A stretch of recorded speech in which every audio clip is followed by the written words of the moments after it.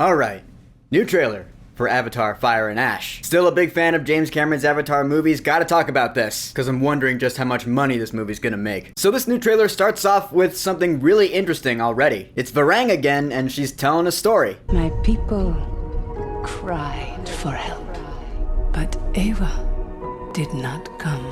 So yeah, this is really interesting to me. She and her tribe of Ash people, they don't believe in Eywa because their original initial home was destroyed by a raging fire and their goddess did nothing about it. So it does kind of make sense that they would all just become atheists, I guess. Now instead they worship the fire itself, which is really cool actually, because to them it's more powerful than the goddess Eywa. I don't know, I just find that to be a cool concept. And the trailer goes on from there, and this trailer I think is strangely put together. It's weird, like it doesn't really have a flow. It's really just a big montage of scenes for 2.5 minutes. There's no real rise and fall or anything. I found it strange. But we see once again everyone's just living their best life. It's more of the same, and that's actually a fear I have going into this movie, since we just got a new Avatar movie 3 years ago, and that was our big return to the world of Pandora, so we got all the nature shots, we are back in the world. Now that novelty's kind of worn off, so if this movie Fire and Ash is just more of the same, I'm gonna be like, well, I've done this already, you know? I mean, of course it all still looks fantastic, and it's still gonna win Best Visual Effects, because it's the most realistic CG I've ever seen in a movie. It's the most realistic CG anyone's ever seen in a movie, because it's the best there's ever been. That bit with the whales coming out of the water all epic-like, that shit looks awesome. I'm gonna love seeing this in IMAX 3D, because that's the way you gotta experience these Avatar movies. I'm just hoping I don't get too bored by all the nature shots this time around, because it was already cool 3 years ago, you know? I'm just saying. So then the trailer goes on to show scenes of war and action. More fighting with the Na'vi against the RDA. We get to a shot of the dead body of Grace Augustine, Sigourney Weaver, which does hint at, yeah, we're gonna be discovering more of the mystery of Kiri, which again, I'm excited for. Then we get to this point in the trailer. What if every human being on Earth could live here without a mask?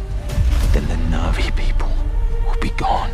That's another interesting concept. Like, we're not trying to repopulate Pandora, are we? We know that Spider can survive on this planet without a mask because he was born here. He didn't get his own avatar body, he just adapted to the environment. But if we get more human beings over here, and they don't need masks to survive, yeah, forget it. Like Jake Sully said, the Na'vi will just be gone. They'd be fucked. Good night, Vienna. We get to a point where it looks like Spider's actually gonna be bonding. He's gonna be doing the Zahelu thing with a creature. I guess he's got those hair follicle things that allow Na'vi to do that. Even though he's not a Na'vi himself, I don't know how this is happening. Maybe this is a dream, because I have no idea. How is this happening? How is he doing that? I'm intrigued. Back with Varang and the Ash people though, we come to this point with Quaritch. You want to spread your fire across the world. You need me.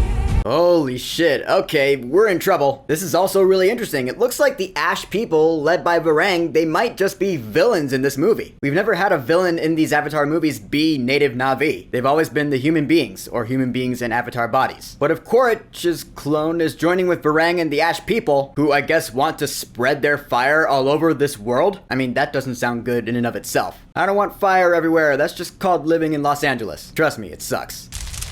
That's honestly probably gonna be the environmental message that this movie's gonna push. Only you can prevent wildfires. Hey, that's not a bad message, just saying. And then of course we end with some more awesome kick-ass action scenes. Those cuttlefish things look badass. In the end, Avatar Fire and Ash, I'm still looking forward to it. I honestly don't know if it's gonna get my best rating like Way of Water did, for the reasons I said. I'm just hoping it's not more of the same. We've already returned to Pandora 3 years ago. I'm just hoping to see more story progression here, and it looks like we are gonna get that. We don't need to take in the world anymore, let's just move forward. You know what I'm saying, right? I guess it might depend on the movie's length. I'm sure it's gonna be another 3.5 hour long movie, so I guess we'll just see what happens. Until then, the new trailer for Avatar Fire and Ash. Have you watched it yet? What are your thoughts on it? And do you share my concern for this movie? About having been there and having done that? Whatever you think, go ahead and leave a comment.